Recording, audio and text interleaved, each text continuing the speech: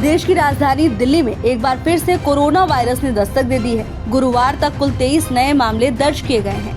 हालांकि विशेषज्ञों और सरकार का कहना है कि कोविड-19 के इस नए वेरिएंट से घबराने की जरूरत नहीं है। दिल्ली सरकार की ओर से स्पष्ट किया गया है कि अभी तक इस नई कोविड वेव के चलते राजधानी में किसी भी मरीज की मृत्यु नहीं हुई है। लोगों से सतर्कता बरतने की अपील जरूर की गई, लेकिन स्थिति पूरी तरह से नियंत्रण में बताई जा रही है। दिल्ली के स्वास्थ्य मंत्री पंकज कुमार सिंह ने जानकारी दी कि 22 मई तक दिल्ली में कोविड के कुल 23 मामले सामने आए।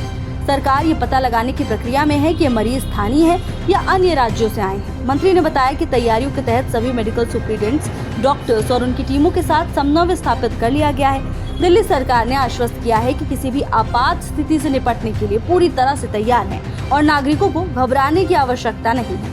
दिल्ली के साथ साथ हरियाणा में भी कोविड के 4 नए मामले सामने आए हैं। एक आधिकारिक बयान में इस बात को लेकर जानकारी साझा की गई कि गुरुग्राम और फरीदाबाद से 2 मामलों की पुष्टि हुई है। इन चारों मरीजों में 2 महिलाएं और 2 पुरुष शामिल हैं और इनकी कोई अंतर्राष्ट्रीय यात्रा की पृष्ठभूमि नहीं है। सभी में हल्के लक्षण हैं और उन्हें होम क्वारंटाइन में रखा गया है, जहां डॉक्टरों की निगरानी में उनका इलाज चल रहा है।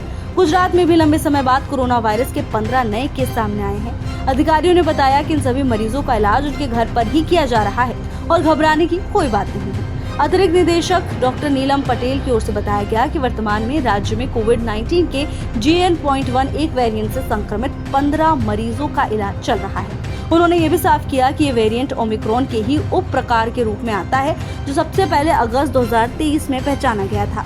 देश भर में अब तक 1 दर्जन से अधिक राज्यों में कोविड-19 के नए मामले सामने आ चुके हैं, लेकिन सरकार और स्वास्थ्य विभाग की माने तो अभी स्थिति पूरी तरह से नियंत्रण में है। नागरिकों को सिर्फ सावधानी बरतने की जरूरत है, घबराने की नहीं।